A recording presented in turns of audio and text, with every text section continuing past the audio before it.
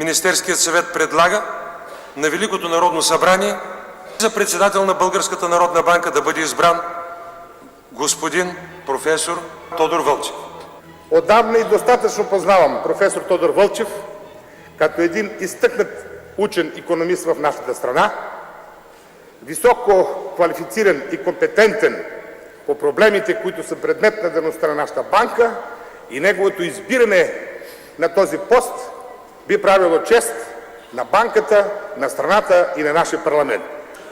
Бих желал да уточня, че той въобще не е компромисна фигура, каквито фигури ние тук се стремиме да избираме за различни институции, а той е най-подходящата фигура, най-подходящата кандидатура за този пост. Този научен работник не е типа на учения, откъснат от живота и откъснат от практиката. Това е човек, който има едно остро чувство към практическите въпроси и знае как да подхожда към тях и да ги решава. Към тези негови качества се присъединява една изключителна лична честност, едно високо чувство за гражданска отговорност, което според мен именно го доведе и сега пред нас. Защото става дума за една фигура, която винаги е поставила професионализма си и знанията си над това, което се нарича политическо пристрастие и партизанство. Редко в парламента стават чудеса. Днеска имаше едно такова. Професор Вълчев, добър път, с обич и надежда от целия парламент и смятам от целия български народ. Гласувайте, господа! И така, резултата на Тодор Вълчев, ученият Бабанка, да му е честита Народната банка. На 9 януари 1991 година Седмото Велико народно събрание избира професор Тодор Вълчев за председател на Българската народна банка. В следващите 25 години нито една личност няма да получи такава голяма подкрепа в българския парламент. Професионалната квалификация на професор Вълчев без съмнение се оказва решаваща за избора му за председател на БНБ. На младини обаче той съвсем не е искал да се занимава с икономика и финанси. Той много искаше и такъв беше планът му още преди да се ожениме, че ще стане или инженер, или ще следва медицина. Това са му били мечтаните професори. Обаче баща му, който е голям търговец, един богат човек, казва: не, ти ще водиш цяла фирмата като администрация. Другите двама, те ще се занимават с техника, по-малките братя, и той, послушен син, отива да следва икономика в нашия университет. Като син на Йордан Вълчев, един от най-богатите търговци в София, Тодор Вълчев се радва на висок стандарт на живот, който малко от неговите връстници могат да си позволят. И плувахме, и футбол играехме, и баскетбол, атлетика особено много. Разбира се, забавлявахме се, като посещавахме кина и театри. Имахме слабост към музиката и затова концертите на филхармонията и други концерти бяха често посещавани от нас. Това е, което правихме като младежи, като забавление. Разбира се, много време отнемаше училището и университета. Аз играех много тенис, но той не играеше. Аз, влюбена до уши в него, престанах да играя тенис, за да мога да съм се с него, а той беше по туризма. Обикаляхме планините с раници на гърба, защото нямаше нищо по хижите, и носихме. Момчетата носиха по 30 кг, момичетата по 15. Представяш ли си? И хляба даже си носихме, защото нямаше откъде. Но пък за сметка на това познавахме Рила, Пирин, Родопите, екстра. Добрите времена обаче не продължават дълго. И както често се случва в живота, когато проблемите идват, те идват на куп. Преживех в София заедно с моето семейство, с цялото семейство, всички бомбардировки, а те бяха тежки в София. Градът беше разрушен, но ние поради обстоятелството, че нашия баща имаше задължение към отстраняването на неизбухналите бомби в София, трябваше да останем и ние в града, и през цялото време не напуснахме центъра на София.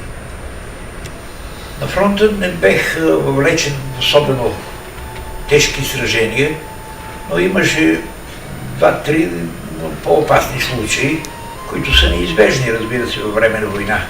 Бехме пред Вучитрън с 4 коли, когато забелязахме 14 на брой английски лайтинга. Тези самолети беха, разбира се, в този случай приятелски и ние излязохме от колите, за да ги поздравим. Размахваме шапки, ръце и така нататък. И за наша голема изненада, пикирайки към нас, те откриха картечен огън. И разбира се, веднага се пръснахме из полето и всеки се мъчеше да залегне където може. Аз открих едно изкопано от германците укритие, малко една стрелкова точка. Изскочих вътре, но се оказа, че вътре вече стоят двама от моите колеги и аз трябваше само да легна върху тях. Нямах друга възможност. Но за щастие куршум там от картечниците на английски самолети не попадна. Ето така се отървахме и от този доста неприятен случай, тъй като обстрелът беше наистина сериозен. Нашето семейство, благодарение на труда на баща ни, се ползваше с добро благосъстояние и имаме значително имущество. Не изпитвахме никакви трудности дори по време на войната, които изпитваха огромната част от българските семейства, за да се снабдят с храна и с някои продукти. За нас това не беше никакъв проблем.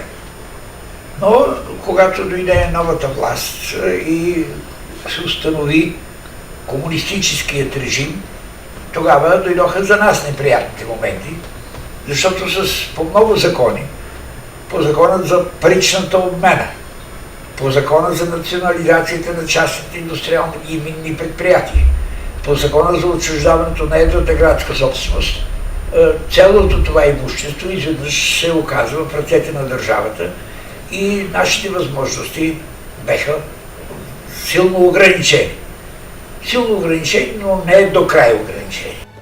Винаги сме имали през всичкото време проблеми с парите имахме. Винаги. Но на татко ти беше, на дядо ти беше най-тежко, защото той се занимаваше с идеологическа наука, докато другите имаха, както и братята му, инженерни професии, които повече се котираха тогава. А при него беше по-сложно. И така живеехме, много сложно. След като се роди моята дъщеря, ми дадаха още една стая от апартамента и останахме. Това беше голямо постижение, че живеем в 2 стаи. Въпреки идеологическата бариера, професор Вълчев успява да намери своята аудитория. Първоначално в университета, а след това и в медиите. Към журналистическото поприще аз преминах сравнително по-късно и едва след като в областта на науката бех постигнал определени резултати. Работехме доста активно, не само в България, но и в сътрудничеството с академиите на науките на другите социалистически държави. И работните ни групи се ползваха с добър престиж. Имаше случаи, когато от нас се искаше да мотивираме, когато в Китай се извършваше големият скок напред, да мотивираме как е възможно България в няколко години да изпревари всички развити европейски държави. Сега това е една крайно неприятна задача за всеки, който сериозно се отнася към своите задължения в науката. Ние успехме да представим материала в една обективна светлина, така че това искане не беше всъщност удовлетворено и сигурно с известна неохота беше прието нашето заключение, че такъв скок напред не е възможен. Бях последна година студент в УНСС или ВИ Карл Маркс, както тогава се казваше, и отидах на стаж в Центъра за изследване на Азия и Африка, където именно работеше професор Тодор Вълчев и се запознах с него и академик Каменов беше директор, други хора. Между старшите сътрудници и младшите имаше като някаква стена. Тоест ти почти не можеш да отидеш просто при един такъв и нещо да го питаш.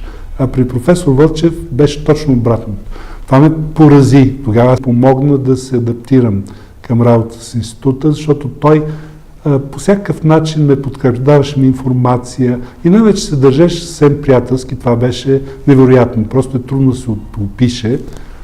Имаше изключителна реч и много голяма способност да каже много интересни неща, но много достъпен за всички хора език.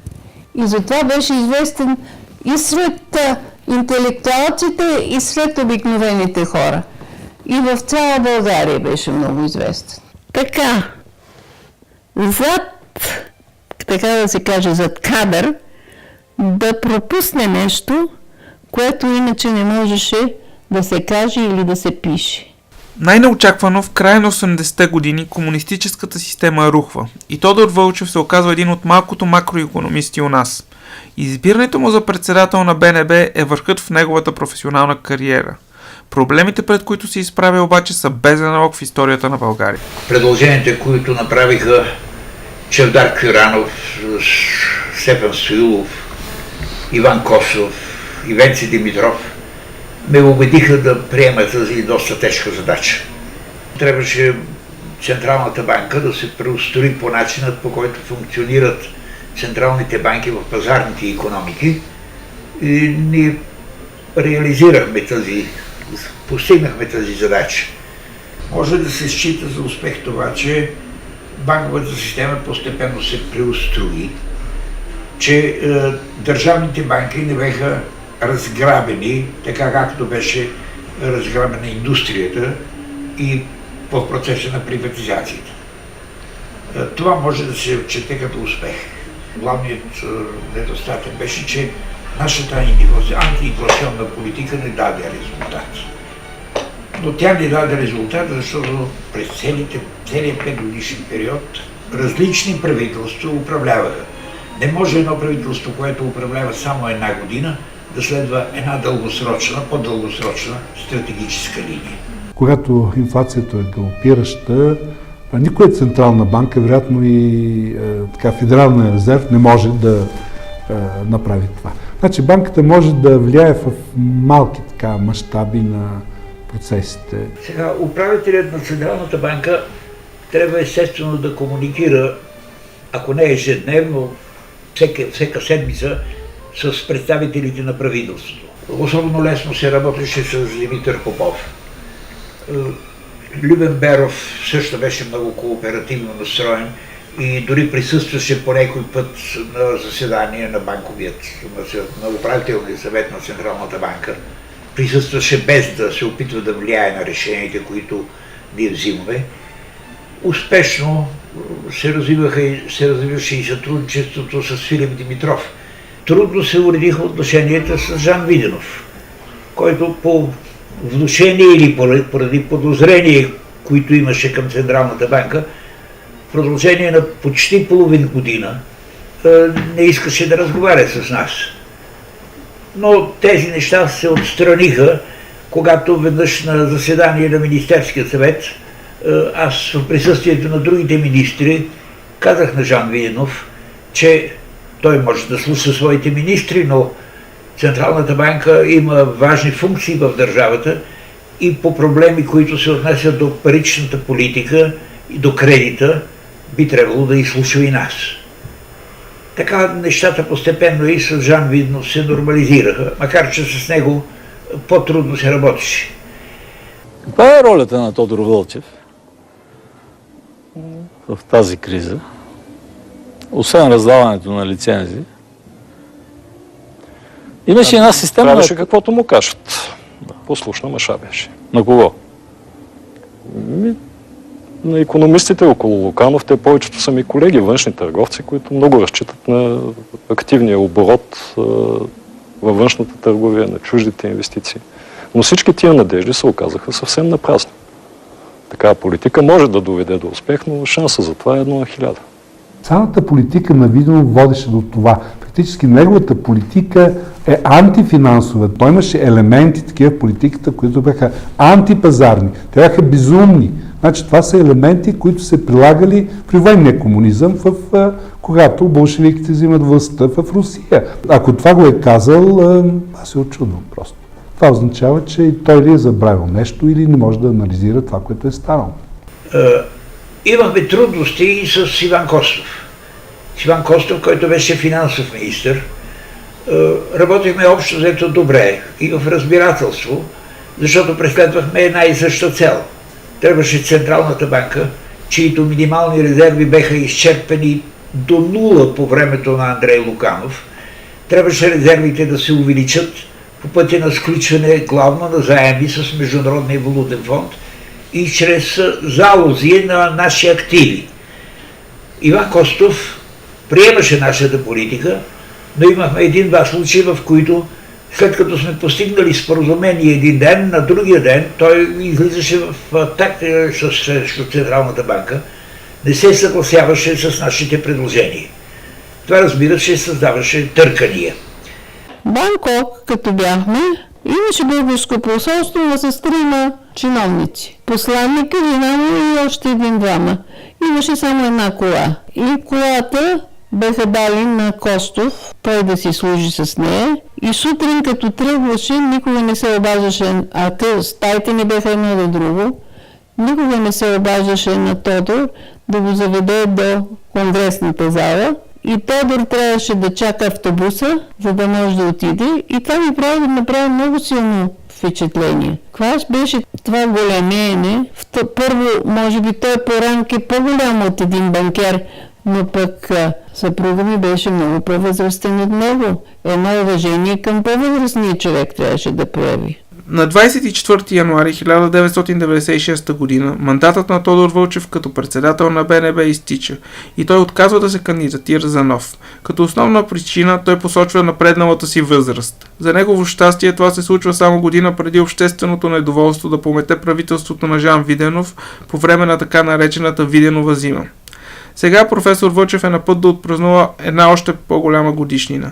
През ноември следващата година той ще отпразнува своя 95-ти рожден ден. Аз мисля, че той беше много почтен човек. Той беше такъв човек и беше такъв като гуверньор на БНБ. Времената бяха много тежки, а смятам, че той остана неподкупен, което е много важно за българската действителност. Ние, които бяхме търговците или частния сектор, знаехме каква е тарифата на всеки човек в БНБ, а при него нямаше тарифа просто. Поради местото ни в обществото, поради професиите, които имахме, поради възрастта, на която ни завари прехода, ние не участвахме, и аз съм много доволен от това, не участвахме в разграбването на държавното имущество, което разграбване обогати една шепа хора в нашата страна и остави мнозинството от народа, онези, които създадоха в продължение на 40-50 години държавното имущество, не им дадоха почти нищо. Това се дължи на погрешната политика в прехода, бих казал, на всички правителства. Въпреки преклонната си възраст, Тодор Вълчев продължава да води активен живот. Той се грижи за семейните имоти, пазарува, играе бридж и дори шофира из София, въпреки че отдавна е подминал разрешената от закона възраст от 80 години. Интересът му към политиката и икономиката също е останал непокътнат, както и социал-демократическите му възгледи, заради които нерядко влиза в спорове с дъщеря си. Да, до ден днешен запазвам интереса си към документалистиката. Разбира се, онези, които пишат в областта на финансите и на трансформациите на социалните системи, продължават да привличат моя интерес. Например, Гринспен с неговата книга за финансовото развитие на Съединените щати, или напоследък Джозеф Стиглиц, който връща внимание върху по-нататъчното развитие на капитализма към финансов капитализъм и към нарастване на неравенството в обществото. Ако някога съм имал интерес към към театъра и към концертите. Сега този интерес е спаднал, защото с възрастта е увреден слуха ми. Така че по този начин се редуцират цяла редица интереси. Тодор Вълчев е в зимата на своя живот.